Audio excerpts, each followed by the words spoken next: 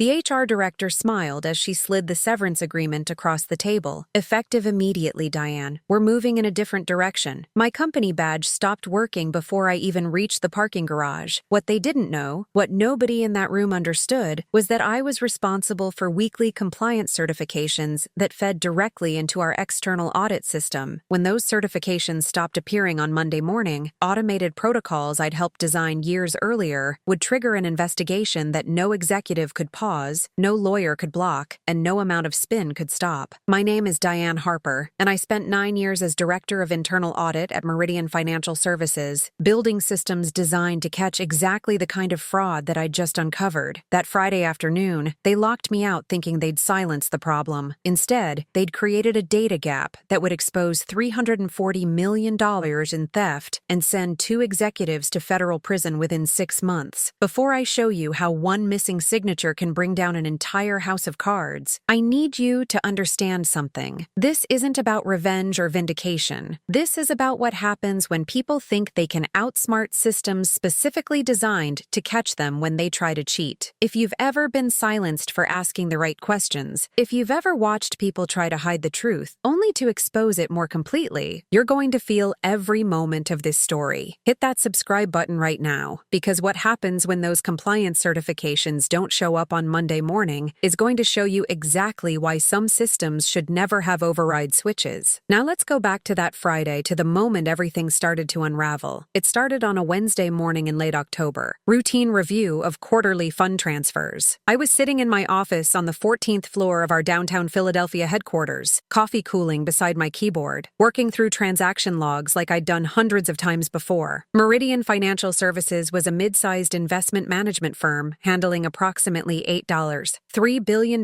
in client assets. We managed retirement funds, pension plans, and institutional investments for about 2,000 clients. The company had been around for 32 years, solid reputation, steady growth, nothing flashy. I was 41 years old, Director of Internal Audit, and I'd built my career on finding needles in haystacks. My team of 5 auditors reviewed everything: trades, transfers, expense reports, vendor payments. We were the internal immune system, identifying problems before they became disasters. That Wednesday, I was reviewing international wire transfers from Q3. Standard procedure. Most were routine: client withdrawals, fund rebalances, fee payments to overseas partners. Then I saw a transfer that made me pause. $7 million to a company called Vanguard Strategic Holdings LLC. The memo line read, "Advisory Services Q3." I didn't recognize the name. I pulled up our vendor database. No record of Vanguard Strategic Holdings. I called my senior auditor, Marcus Webb. "Marcus, do you know anything about Vanguard Strategic Holdings? They received $7 million from us in August." He came to my office, reviewing the transaction on my screen. Never heard of them. Could be a new consulting firm? For $7 million, I'd expect to see a contract, board approval, something in the records. I spent the next 2 hours digging. No contract, no board minutes mentioning them, no emails in our system referencing the company name. The payment authorization came from our CFO, Gerald Morrison, with a simple note: approved per strategic advisory agreement. By Thursday morning, I'd found 4 more similar transfers, different amounts, different companies, all within Q3. Total, $47 million. All authorized by Gerald Morrison, none with proper documentation. I scheduled a meeting with Gerald for Thursday at 2 p.m. His assistant tried to push it to the following week. I insisted. It's urgent. Compliance matter. Gerald's corner office overlooked the Schuylkill River, all glass and polished wood. He greeted me with his usual professional smile, gesturing to the chair across from his desk. "Diane, what can I do for you?" I opened my laptop, pulling up the transaction list. I'm reviewing Q3 wire transfers, and I found several large payments to consulting firms I don't have documentation for. Starting with this one, I turned the screen toward him. Vanguard Strategic Holdings, $7 million.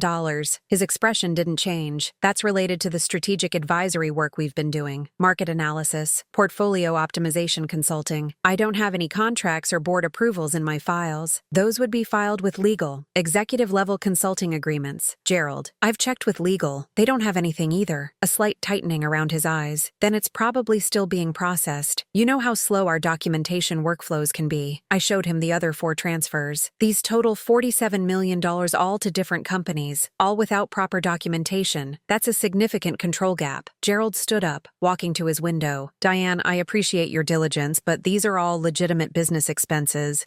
The documentation exists. It's just not centralized in your audit files yet. I'll have my team send everything over by next week. I need to see it now. This is exactly the kind of inconsistency that triggers external audit flags. He turned back to me, and for the first time, I saw something harder in his expression. Diane, you're doing your job. I respect that. But you're also creating unnecessary alarm over administrative delays. Give me until Monday. I'll get you everything you need. I left his office unsatisfied, but with no choice except to wait. I documented the conversation, sent a follow-up email requesting the documentation by Monday, and continued my review.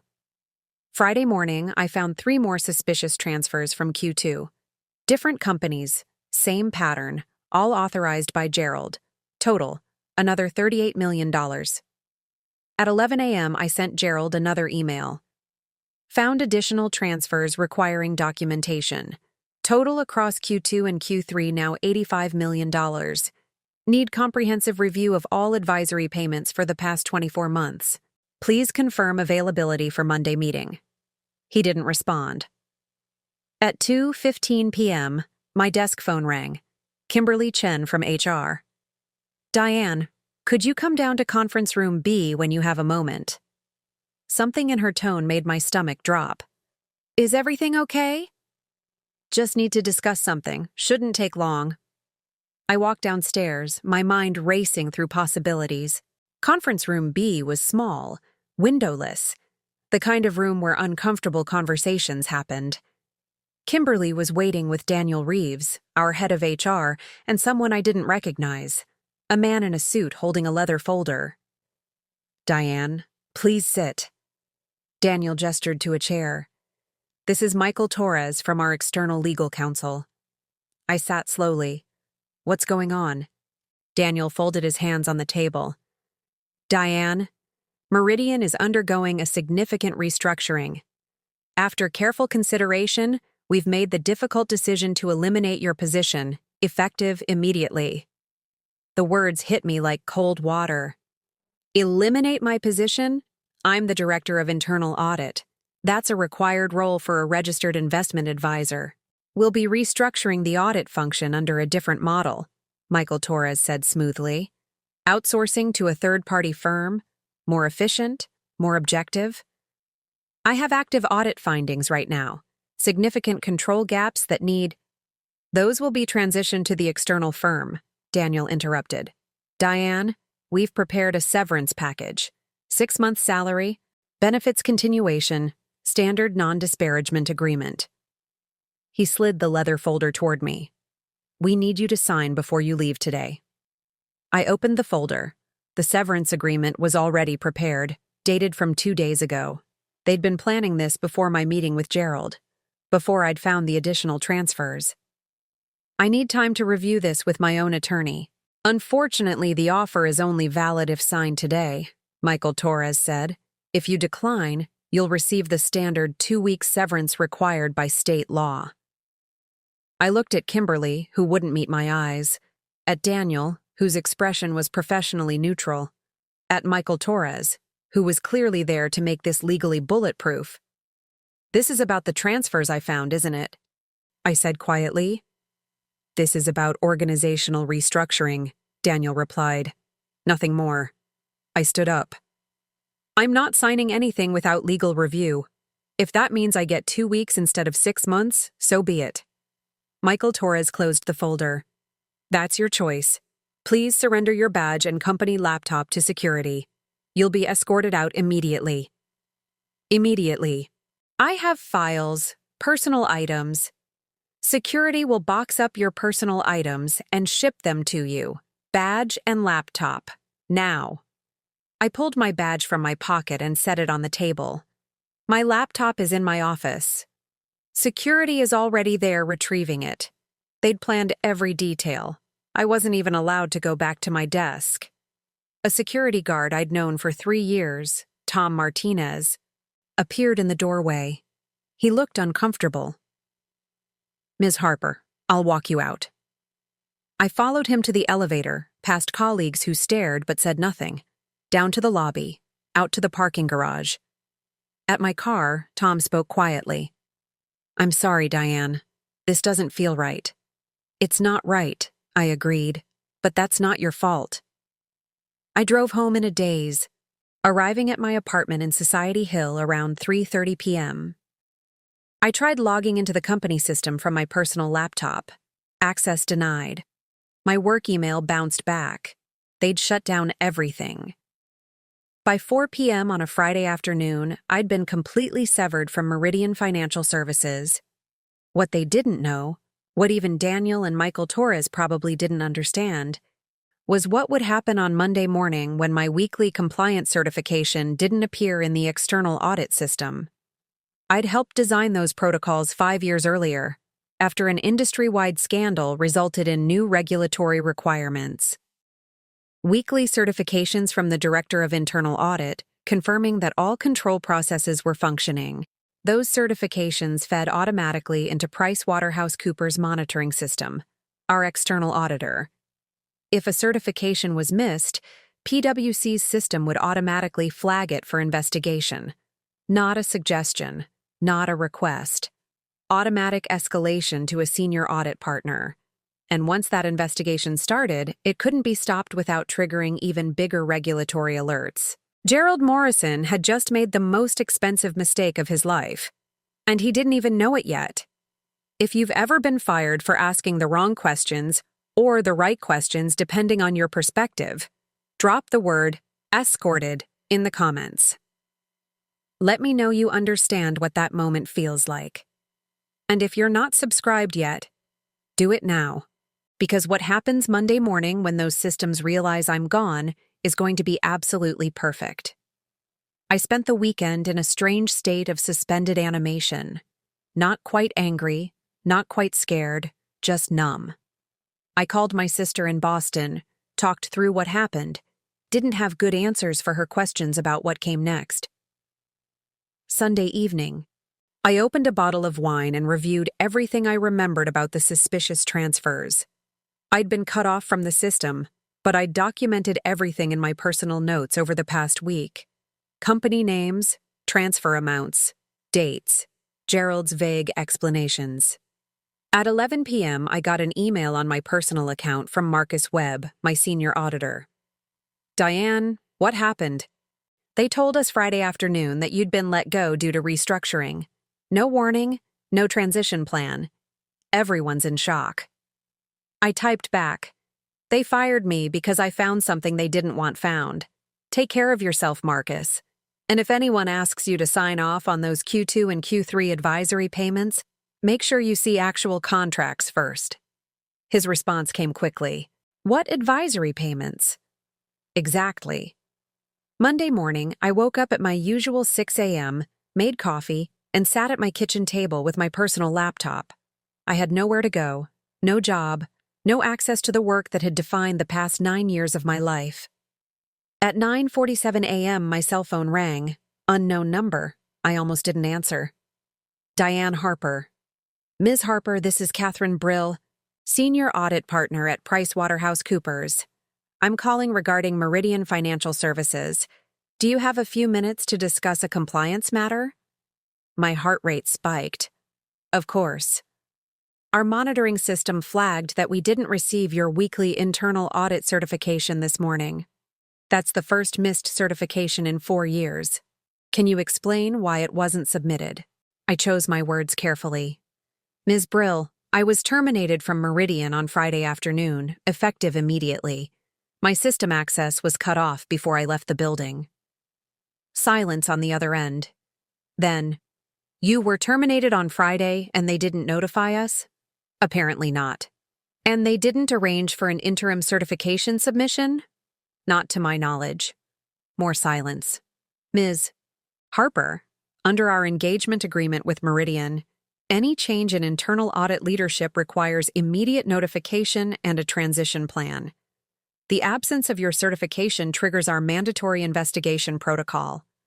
I'm required to escalate this to our lead regulatory partner." I understand. "One more question. Was your termination related to any audit findings?" I paused. "Ms. Brill, I don't want to speculate. but I would recommend that your investigation focus on wire transfer activity in Q2 and Q3, specifically payments to external advisory firms. Can you be more specific? I found $85 million in transfers to companies I couldn't verify. No contracts, no board approvals, no documentation. When I raised concerns with the CFO, I was told documentation was being processed. 2 days later, I was fired. Catherine Brill's voice became very professional. Ms. Harper, I'm going to need you to remain available for additional questions. What you're describing may constitute material control deficiencies, possibly more. I'm available whenever you need me. After we hung up, I sat very still, feeling something like justice beginning to move. At 11:30 a.m., my phone rang again. This time I recognized the number, Daniel Reeves from HR. Diane, it's Daniel. We need to talk about the transition of your audit responsibilities. Specifically, we need you to submit your weekly certification for this morning. Daniel, I don't have system access. You cut me off on Friday. We can provide temporary access for that specific purpose. No. Excuse me? I'm not an employee anymore. I'm not submitting certifications for a company that fired me. If you need those certifications, you need to appoint someone else as Director of Internal Audit and have them submit properly. His voice tightened. Diane, we have obligations to our external auditors. You should have thought about that before you terminated me without a transition plan. This is your problem now, not mine. I hung up. By Tuesday afternoon, things had escalated. Marcus called me from his personal cell. Diane, it's chaos here. PwC showed up this morning with 3 senior auditors. They're requesting access to all wire transfer records from the past 24 months. Gerald is locked in meetings with the CEO and our lawyers. What's going on? They're doing their job, I said. What I should have been allowed to finish. They're asking about you, about why you were fired, about what you were working on. Tell them the truth, Marcus. Always tell them the truth. Wednesday morning, Catherine Brill called again. Ms. Harper, I need to meet with you in person. Can you come to our Philadelphia office this afternoon? At 2 p.m., I was sitting in a PwC conference room with Catherine and 2 other auditors. They had printouts of every suspicious transfer I'd identified, plus dozens more I hadn't found yet. Catherine slid a document across the table. Ms. Harper, we've now identified 127 wire transfers over 24 months to 15 different companies. Total value, $340 million. None of these companies have legitimate contracts with Meridian. Most don't even exist as functioning entities. They're shell companies. My breath caught. 340 million? The pattern goes back 2 years, always authorized by CFO Gerald Morrison, sometimes countersigned by corporate controller Stephen Park. The companies all have different names, different registered addresses, but they share common ownership structures that trace back to offshore accounts.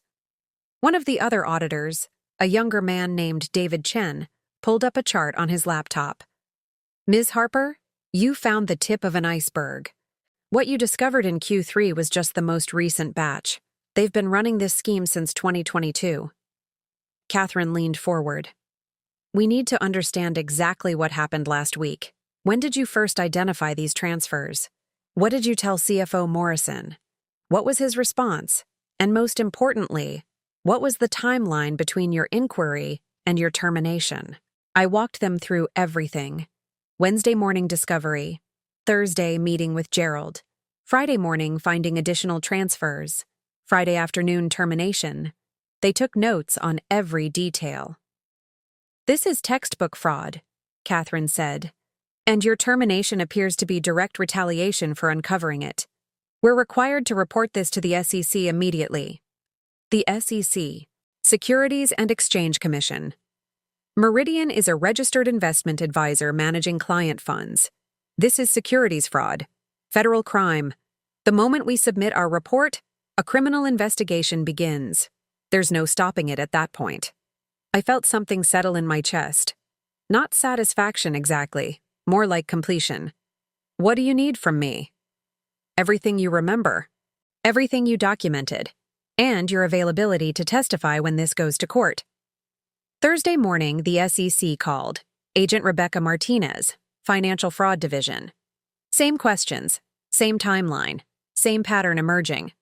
By Friday, exactly 1 week after my termination, federal agents executed search warrants at Meridian's offices. Gerald Morrison and Stephen Park were placed on immediate administrative leave. The board convened an emergency session, and at 3 p.m. Friday afternoon, I received a call from Margaret Holloway, Meridian's board chair. Ms. Harper, first, on behalf of this board, I owe you an apology. We've learned that your termination was orchestrated by the very executives you were investigating. We've also learned that your absence from the audit system triggered the investigation that uncovered a massive fraud. I was just doing my job, I said. You were doing more than that. You were protecting our clients, our company, and our reputation, even after you were fired. The board would like to offer you immediate reinstatement as Director of Internal Audit, with a substantial raise and a formal apology. No. She paused. No? I don't want to be Director of Internal Audit reporting to executives who might fire me again. If you want me back, it's as Chief Compliance Officer, reporting directly to the board, with contractual protections that guarantee I can never be terminated except for cause with board approval. And I want veto authority over any financial transaction I believe requires additional review. Margaret was quiet for a moment. That's significant authority. That's the price of my expertise and my willingness to come back to a company that just fired me for doing my job correctly. Take it or leave it. Give me an hour. 53 minutes later, she called back. We accept your terms. When can you start? Monday morning. And I want direct access to every record from the past 3 years. No exceptions. Okay, we're at the final act. Everything is about to come full circle. If you're still with me, if you need to see how this ends and what happens to everyone involved, make sure you're subscribed. The conclusion is going to show you exactly why trying to hide the truth often exposes it more completely. Let's finish this. I returned to Meridian the following Monday as Chief Compliance Officer with an office on the executive floor, direct board access and authority that made me essentially untouchable. The atmosphere was surreal. People who'd watched me escorted out 12 days earlier now watched me walk back in as one of the most powerful people in the building. Marcus Webb came to my new office within an hour. Diane, I don't understand what happened. I explained it all. The fraud, the retaliation, the automated system that caught what they'd tried to hide. His face went pale as he realized how close we'd come to being accomplices in a massive crime. If you'd signed off on those transfers, he said quietly. Exactly. That's why I couldn't. That's why I needed documentation. The investigation moved quickly. The SEC's forensic accountants traced the shell companies to offshore accounts controlled by Gerald Morrison and Stephen Park. They'd been stealing systematically for 2 years, using fake advisory firms to justify wire transfers that went straight into their personal accounts. The scheme had been elegant in its simplicity. Create a shell company. Generate a fake invoice. Get Gerald to authorize payment as CFO. Get Stephen to process it as corporate controller. Split the money offshore. Repeat.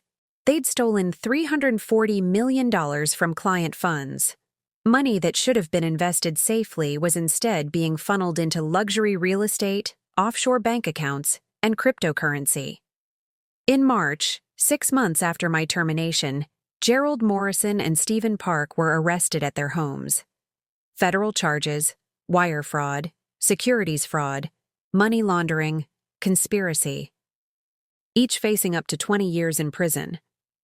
I testified before a grand jury, walking them through exactly how I'd discovered the fraud, how I'd been fired for investigating it, and how the automated systems had caught what executives tried to hide.